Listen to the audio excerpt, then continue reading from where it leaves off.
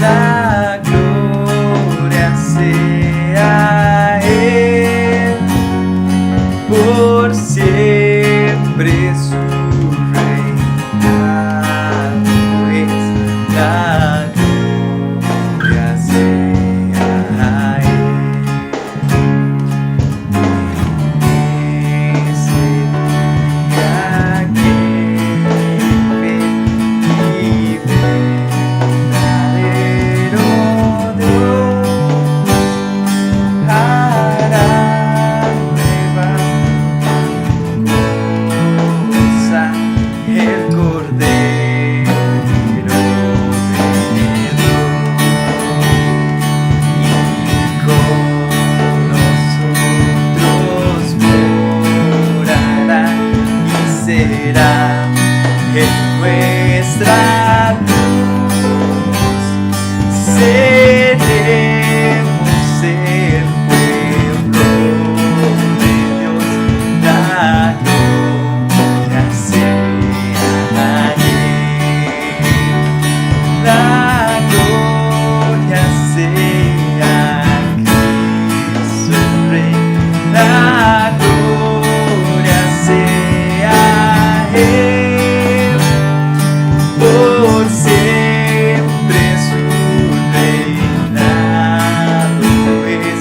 La gloria sea a Él. La gloria sea a Cristo el Rey. La gloria sea a Él, por siempre su reinado es. La gloria sea a Él.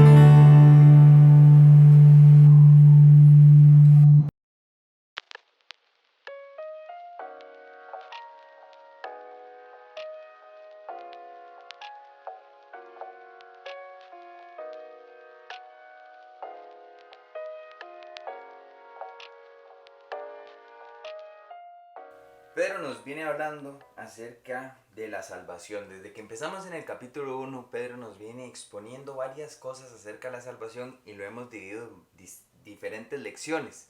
Empezamos y hablamos acerca del contexto histórico, pero también hablamos de una salvación para obedecer, una salvación para ser santos, una salvación para la gloria de Dios. Y esta noche vamos a estar viendo que nosotros somos salvos para amar.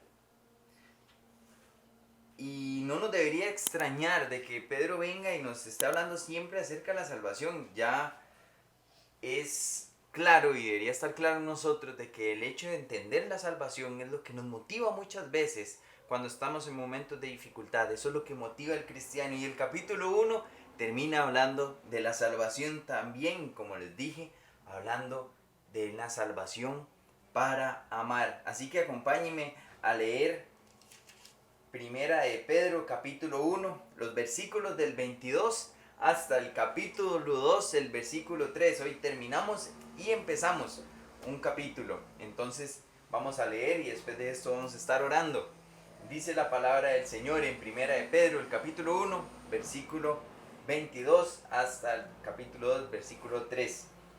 Habiendo purificado vuestras almas por la obediencia a la verdad, mediante el Espíritu, para el amor fraternal no fingido, amados unos a otros entrañablemente de corazón puro, siendo renacidos no de simiente corruptible, sino de incorruptible, por la palabra de Dios que vive y permanece para siempre, porque toda carne es como hierba, y toda la gloria del hombre como flor de la hierba. La hierba se seca y la flor se cae, mas la palabra del Señor permanece para siempre. Y esta es la palabra que por el Evangelio os ha sido anunciada, desechando pues toda malicia, todo engaño, hipocresía, envidias y todas las detracciones. Desead como niños recién nacidos de la leche espiritual no adulterada, para que por ella crezcáis para salvación, si es que habéis gustado la benignidad del Señor. Oremos. Padre bueno, te damos gracias por una noche más. Te queremos pedir para que podamos hoy aprender de tu palabra, que podamos aplicarla a nuestras vidas, Señor, y que podamos ser un testimonio verdadero, Señor, de tu salvación. Ayúdanos a ser siempre mejores hijos tuyos, Señor. Que tu palabra nos guíe a toda verdad, Padre, y que podamos cambiar aquello en nuestra vida que no es correcto para honrarte y glorificarte. Te lo pedimos en nombre de tu Hijo amado Jesucristo. Amén. Vamos a empezar con el versículo 22 que dice: habiendo purificado vuestras almas por la obediencia a la verdad mediante el Espíritu. Esta frase nos habla acerca de la salvación, donde el creyente tiene un alma pura mediante el Espíritu, entendiendo que debemos ser obedientes a la verdad. Y este tema en unos minutos lo vamos a estar desarrollando, pero esta vez nos dice que esta salvación es para lo que dice la siguiente parte del versículo: para el amor fraternal no fingido, amados unos a otros entrañablemente, de corazón puro. Es uno de los temas más importantes en la vida cristiana, pero también es uno de los problemas más grandes, y esto es el amor. Vamos a ver un poco acerca del amor con lo que nos dice este versículo. Amor fraternal es lo que dice de primero: habiendo purificado vuestras almas por la obediencia a la verdad mediante el Espíritu, para el amor fraternal. En nuestra traducción está separado en dos palabras: amor fraternal, pero el original dice Filadelfia, una sola palabra, y habla acerca de la fraternidad. ¿Qué es una fraternidad? Fraternidad es el afecto, confianza propia de hermanos o de personas que se tratan como hermanos.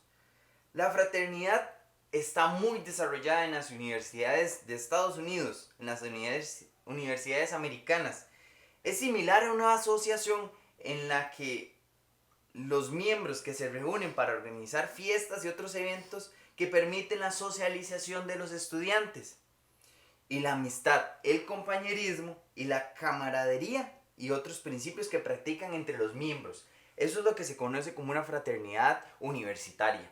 También está el movimiento de los Scouts, que él promueve la fraternidad a través de la práctica del trabajo en equipo, del respeto al ser humano, del amor por los animales, la naturaleza. Los jóvenes participantes se convierten en ejemplo de liderazgo, responsabilidad, generosidad, altruismo y la palabra que nos tiene aquí, fraternidad. Estamos hablando de dos movimientos seculares y conformados y creados por personas que no necesariamente tengan temor de Dios. Lo más triste de esto, hermanos, es que muchas veces esas personas se tratan mejor que los creyentes en una iglesia. En muchas ocasiones los cristianos en la iglesia se tratan como perros y gatos, y hasta peor. Y es una lucha constante por estar sobre los demás. Y lo que menos demostramos es algo ligeramente cercano a verse como un amor fraternal. No sé si todos tienen hermanos menores, y yo sí, tengo un hermano menor. Y bueno, como dice don Robert, es una pega el hombre. Y muchas veces hemos discutido, hemos llegado a faltarnos el respeto, hemos tenido diferencias hasta este día, pero no sé, a mí no me ha llegado una carta que diga que ya yo no soy hermano de él. Nunca me han dicho, no hay un documento oficial que se imprimió para usted y su hermano que dice que ya ustedes dejaron de ser hermanos. Nosotros somos hermanos, porque tenemos la misma sangre, nacimos de los mismos padres.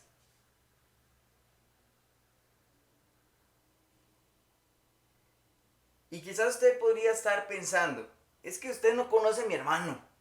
Y la situación que hemos pasado es que su hermano y usted, sí, se pueden llevar bien, pero es que usted no puede entender lo que yo digo con el mío. Bueno, le voy a contar el secreto.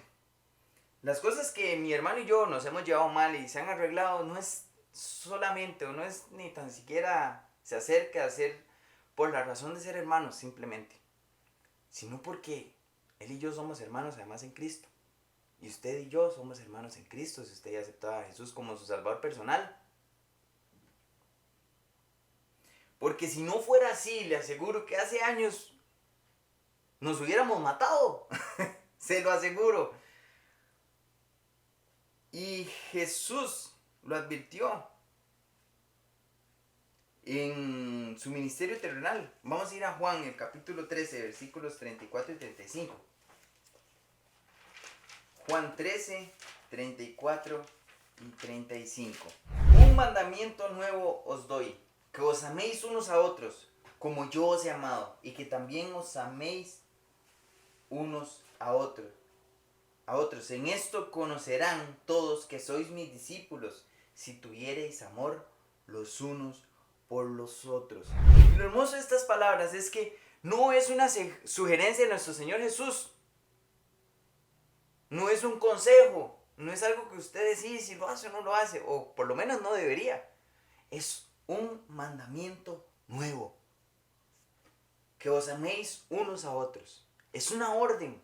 Nosotros deberíamos cumplirlo porque es lo que nos mandó el Señor Jesús. Y ahora usted puede decir, ok, sí, pero es que usted y su hermano son hermanos y además son cristianos, son hermanos en Cristo. Bueno, la Biblia también tiene la respuesta a eso. Quizás usted tenga un hermano que no sea cristiano, que no tenga temor por Dios. Pero usted no puede justificar los problemas que tenga con él solo por esa razón. Acompáñeme a lo que dice Romanos, el capítulo 12, el versículo 18. Romanos 12, 18 dice: si es posible, en cuanto dependa de vosotros, estad en paz con todos los hombres.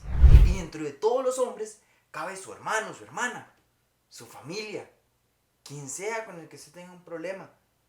Y después, Gálatas nos lo dice en el capítulo 6 de una manera un poco diferente. Gálatas 6, 9 y 10. Dice: no nos cansemos pues de hacer el bien, porque a su tiempo segaremos y no desmayamos. Así que, según tengamos oportunidad, hagamos bien a todos, y mayormente a los de la familia de la fe. Usted y yo tenemos que demostrar amor por todos, estar bien con todos. Quizás ustedes no sean un puro abrazo y una amistad profunda, pero usted tiene que amar a las personas, y mayormente a los de la familia de la fe. La palabra de Dios nos dice que tenemos que estar bien con las personas de afuera, pero mayormente, con más importancia, es que estemos bien con los hermanos de la iglesia donde usted y yo asistimos. Volvemos a 1 de Pedro, capítulo 1, y vamos a ver lo que dice la siguiente frase, porque nos dice que el amor fraternal no fingido. Y es que usted puede demostrar un amor superficial por los hermanos de la iglesia solo para caerles bien, pero eso no tiene ningún valor. El amor tiene que ser sin fingimiento, sin fingir. La palabra es anhipócritos, es lo que dice ahí, es sin hipocresía. Tiene que ser, hermano y hermana, un amor fraternal sincero. Y existen frutos y formas de actuar de las personas que viven una vida de hipocresía. Yo voy a hacerles una lista bastante rápida, así que si usted lo quiere apuntar, porque no vamos a buscar todos estos versículos, pero la palabra de Dios habla muchísimas veces acerca de la hipocresía en el ser humano.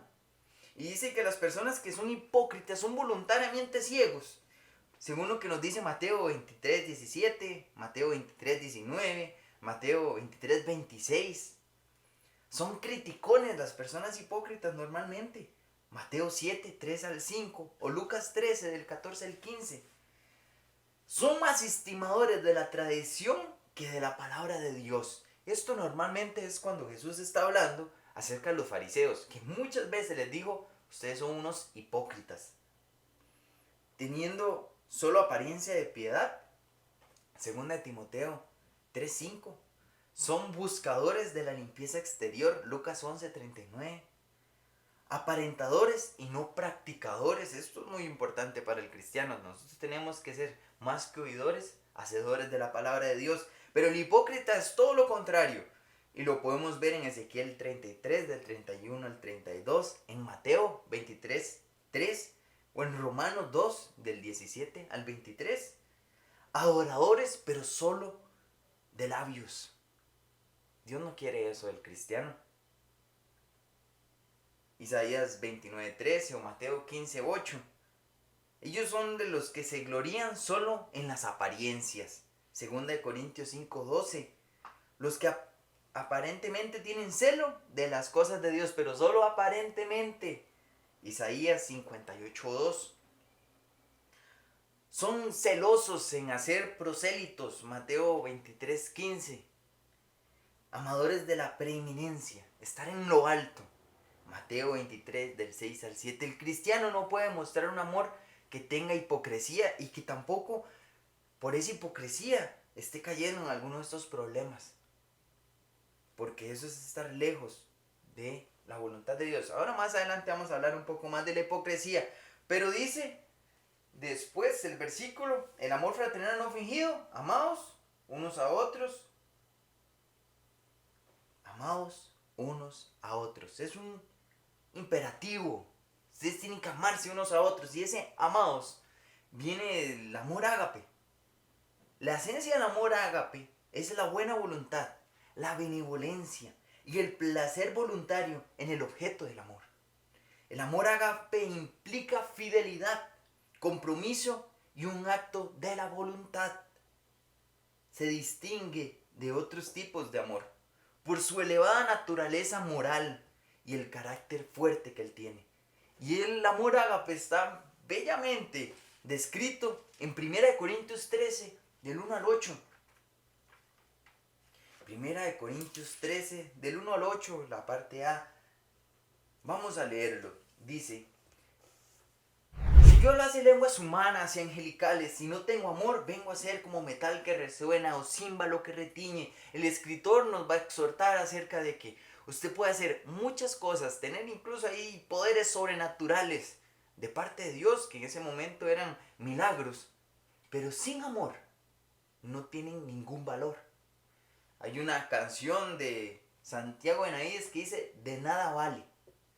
De nada vale si tuviéramos un montón de cosas, un montón de dones, un montón de talentos, incluso estos dones que va a mencionar el escritor, que sin amor no valen para nada.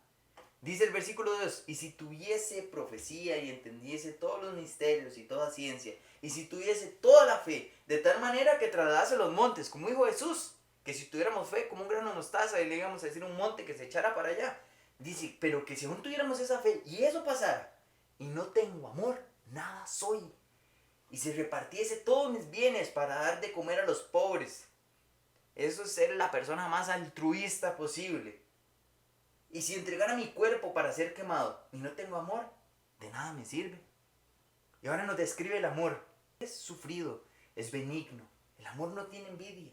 El amor no es jactancioso, no se envanece, no hace nada indebido, no busca lo suyo, no se irrita, no guarda rencor, no se goza de la injusticia, mas se goza de la verdad. Todo lo sufre, todo lo cree, todo lo espera, todo lo soporta.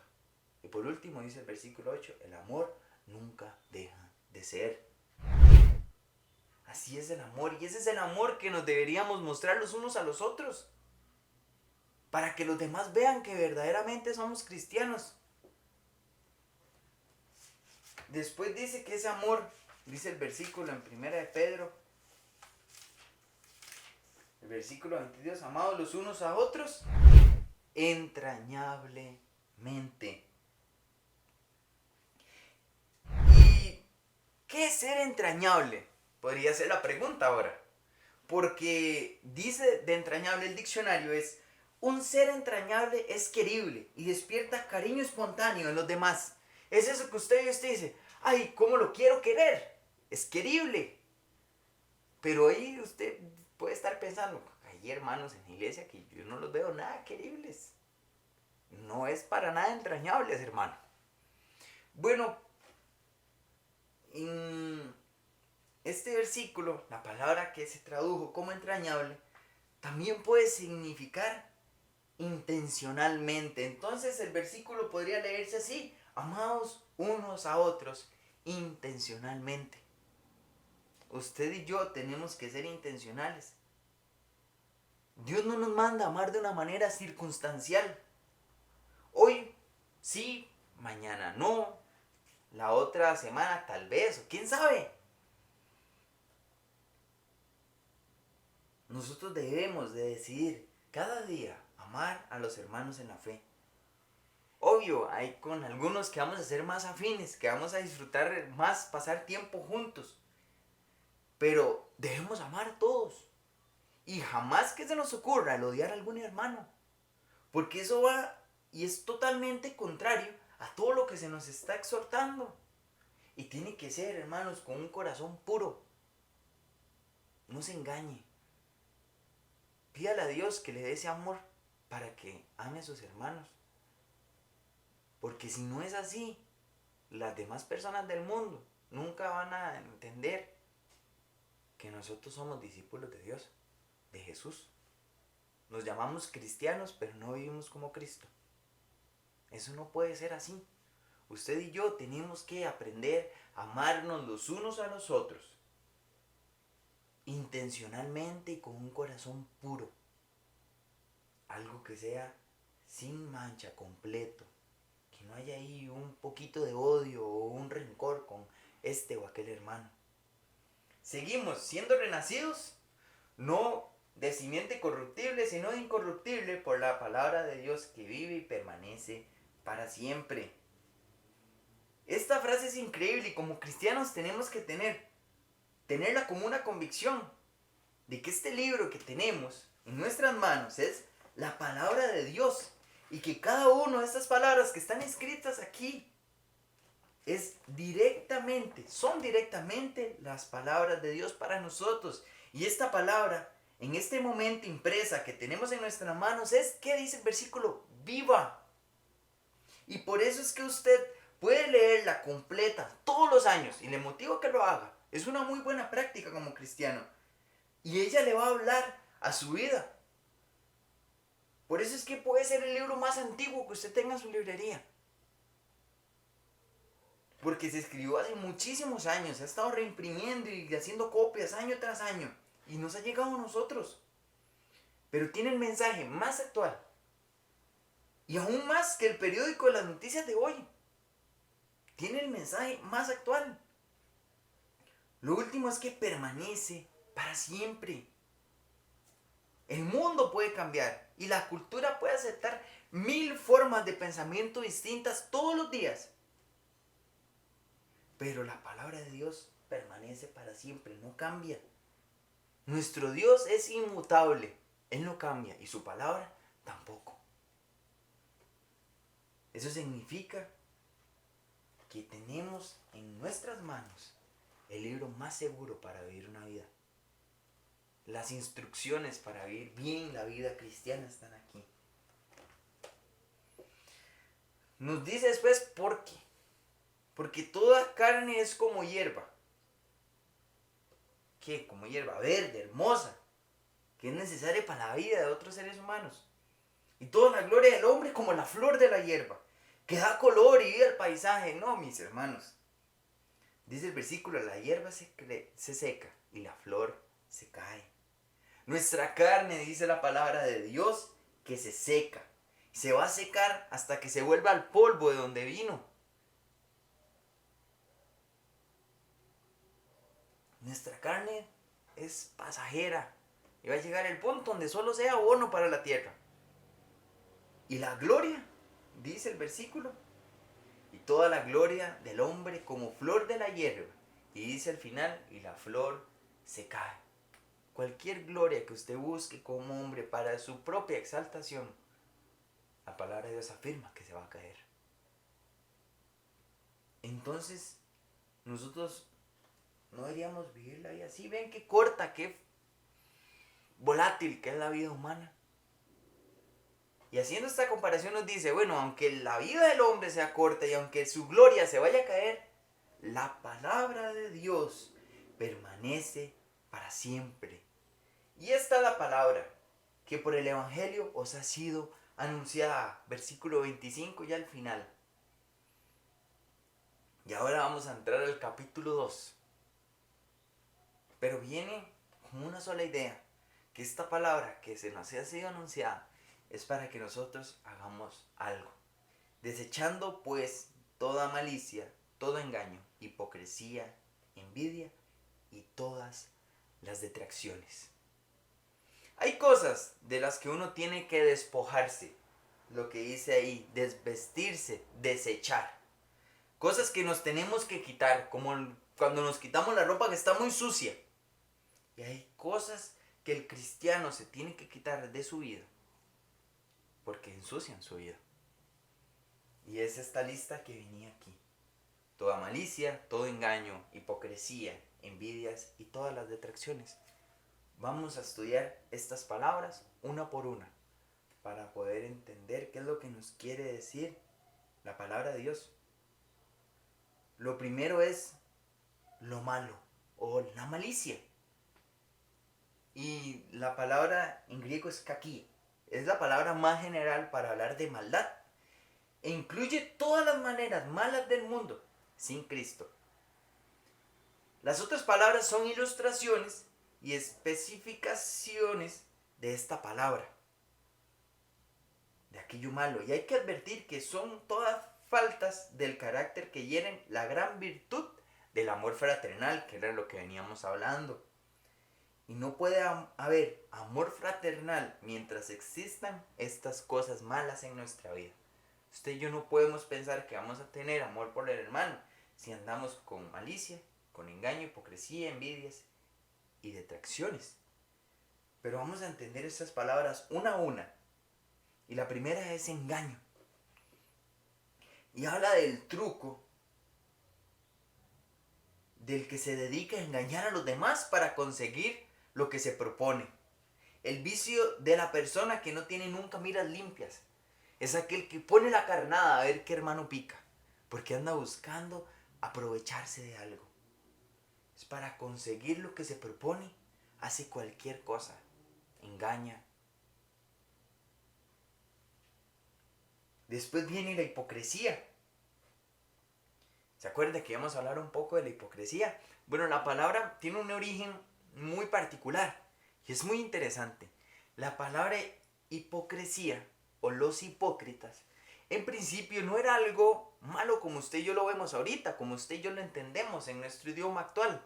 Los griegos tenían teatros. En esos teatros ellos se reunían para dramatizar historias o epopeyas. Y lo que hacían era que se ponían máscaras, simulando emociones que el actor no tenía. A esa persona, aquel hombre o mujer que se ponía una máscara sobre su rostro para expresar una emoción que no sentía realmente en ese momento, era el hipócrita.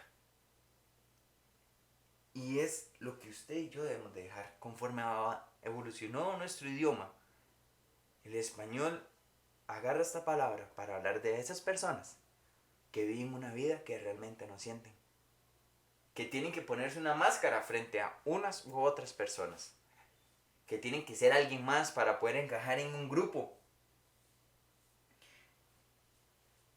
Y pasaría a significar hipócrita ser un farsante, alguien que no hace más que representar, manteniendo ocultos sus verdaderos motivos.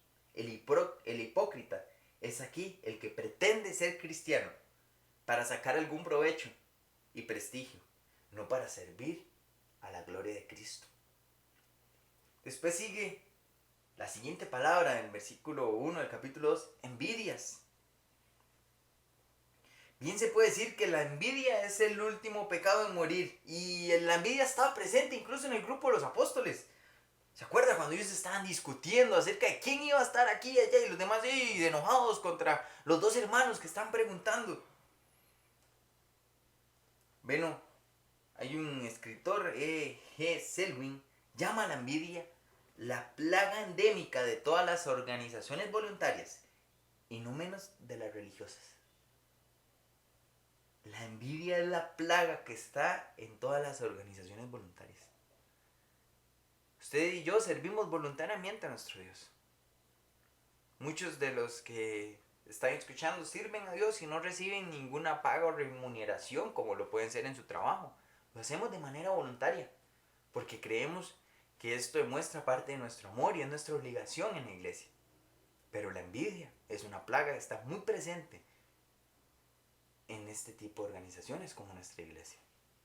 Y no debería serlo. Por eso Pedro nos dice que tenemos que quitarla, porque va a ser un problema. C.E.B.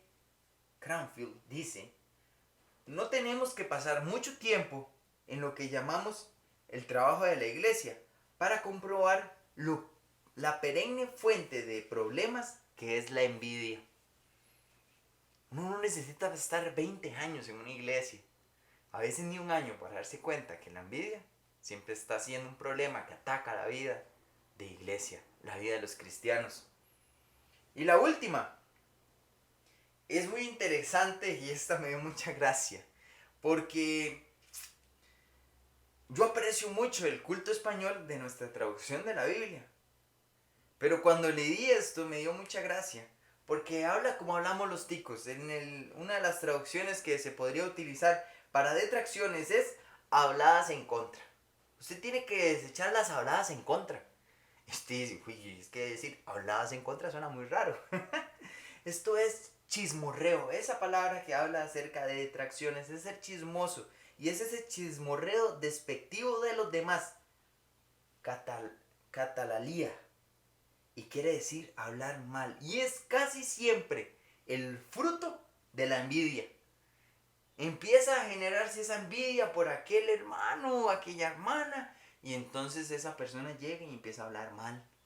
Y normalmente es cuando esa persona no está presente. ¿Saben qué? El chisme es uno de los pecados que los cristianos tienen claro que es malo. Pero es uno del que más disfruta. El cristiano llega un momento y dice, no, es que el chisme es malo. Y a las 2 horas está, hey hermano, venga para contarle algo, viera lo que pasó, viera lo que yo vi. O está el otro, el que sabe que aquel hermano sabe algo. Hermano, cuénteme para orar. Lo que menos va a hacer orar por ese hermano. Lo único que quiere es ser un chismoso. Darse cuenta de aquello que nadie lo llamó a investigar. Nos encanta escuchar y repetir los chismes jugosos. No cabe duda que hay pocas cosas que produzcan tantos problemas y angustias y que sean tan destructivas del amor fraternal y de la unidad de la iglesia como lo son estos pecados que están aquí escritos. Estas son cosas que una persona nacida de nuevo debe quitarse de encima.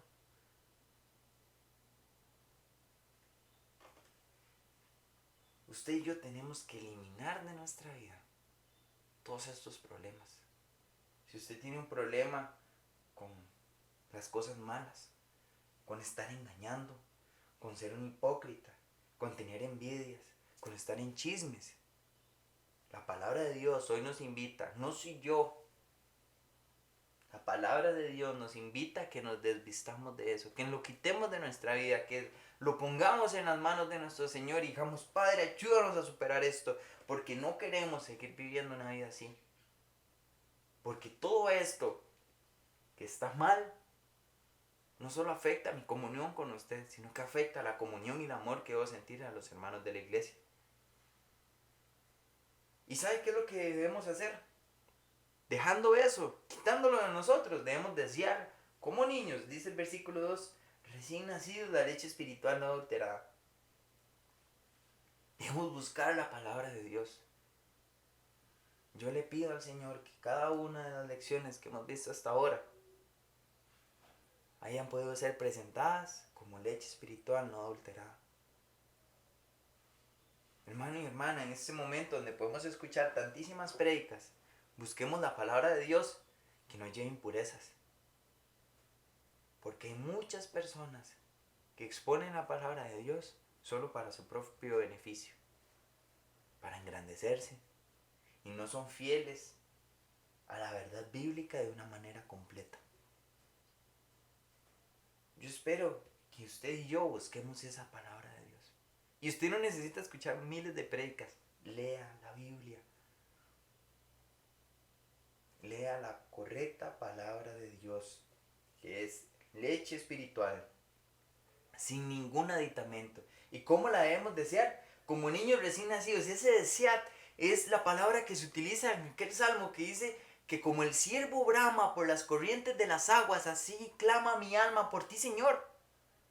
Es ese mismo deseo, esa súplica desde lo más profundo, angustiosa, porque anhela y entiende que es necesaria para su vida esa leche espiritual. ¿Y para qué? ¿Para qué es ese deseo? Para que por ella, para que por la Biblia crezcáis para salvación. Usted y yo somos salvos. Cuando usted la busca, la entiende y llega al entendimiento de la salvación a través del Espíritu Santo. Pero después podemos seguir creciendo en ella. Para el cristiano no debe ser suficiente solo entender la salvación, sino crecer como cristiano.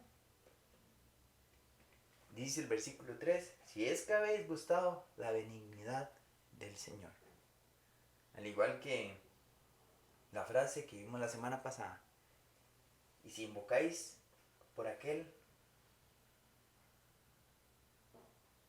y si invocáis por Padre aquel que sin acepción de personas, si ustedes realmente son salvos, si es que habéis gustado la benignidad del Señor. Hermano y hermana, yo no lo quiero hacer dudar de su salvación, pero si usted tiene problemas para amar a los hermanos, piense si usted realmente es salvo. Si usted tiene problemas para dejar estos pecados, esa envidia, la hipocresía, el chisme, malos pensamientos, y usted ha buscado ayuda, pero nada, piense si usted necesita entender realmente lo que es entregar su vida a Cristo, y que de esa manera la sangre del Señor pueda limpiar su vida, quitarle esos problemas que usted puede tener, y ser un cristiano verdadero que ama a la iglesia, que ama a los hermanos y que busca engrandecer la obra de Dios en esta tierra. Hermano, les animo que nos amemos los unos a los otros, porque Dios nos salvó para amarnos. Y Él nos amó primero a nosotros. Acompáñenme a orar. Señor, te damos gracias, Padre, por ese amor tan grande. Ese amor que sobrepasa todo entendimiento. Ese amor que es tan difícil de expresar con palabras, pero que sabemos que tenemos en nuestras vidas. Padre, te pido para que si tenemos problemas en amar a los hermanos o a algún hermano en específico, que podamos solucionar eso. Y esta noche, este día, mañana o en una semana, que en el menor tiempo posible podamos resolver cualquier problema que tengamos con un hermano, para que eso no estorbe, Señor, al servicio a tu obra. Señor, si tenemos problemas con pecados como los que vimos esta noche, Señor, también te pido para que nos ayudes a limpiarlos. Dejamos en tus manos, Señor, y arrepentidos, Señor, y con un corazón humillado, pedimos para que tú nos limpies, nos des más fortaleza, Señor, para no pecar contra ti. Gracias, Padre, porque tú nos exhortas con tu palabra que es para siempre y que nunca cambia. Gracias porque nos permites estudiarla abiertamente en nuestro país. Señor, ayúdanos a compartirla con otros. Y también, Señor, que las personas puedan ver a través de nuestras vidas y nuestro testimonio lo que es verdaderamente ser cristianos. Para gloria tuya, Señor, siempre. En el nombre de tu Hijo amado Jesucristo. Amén. Hermano, espero que haya sido de bendición para sus vidas, y recordándoles que tenemos los cultos los días domingos a las 9:30 de la mañana y a las 5 de la tarde.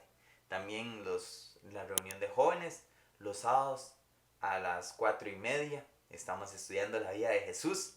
Y hermanos, que aprovechemos todos los medios que se nos dan, que Dios nos ha permitido tener para compartir y aprender de la palabra de Dios. Que Dios les bendiga y que pasen una excelente semana.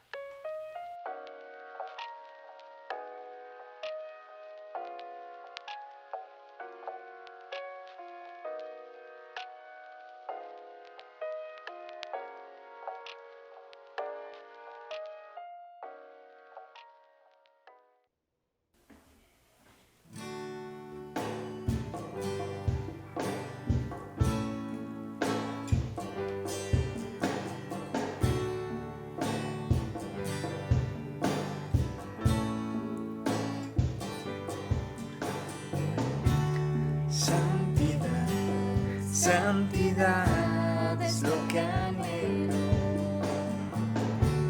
Santidad deseo yo. Santidad, santidad es lo que quieres de mí.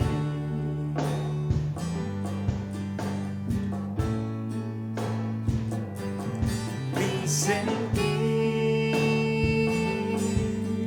hoy forma mi pensar,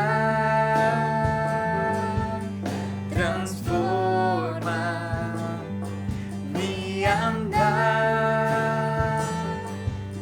conforma a ti, Señor.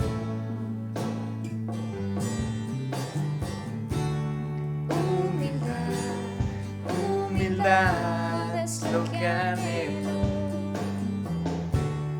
Humildad deseo yo.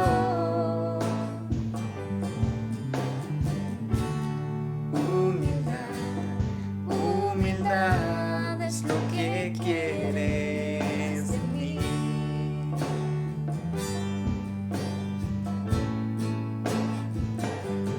Mi sentir hoy forma mi pensar, transforma mi andar, conforma a ti, Señor.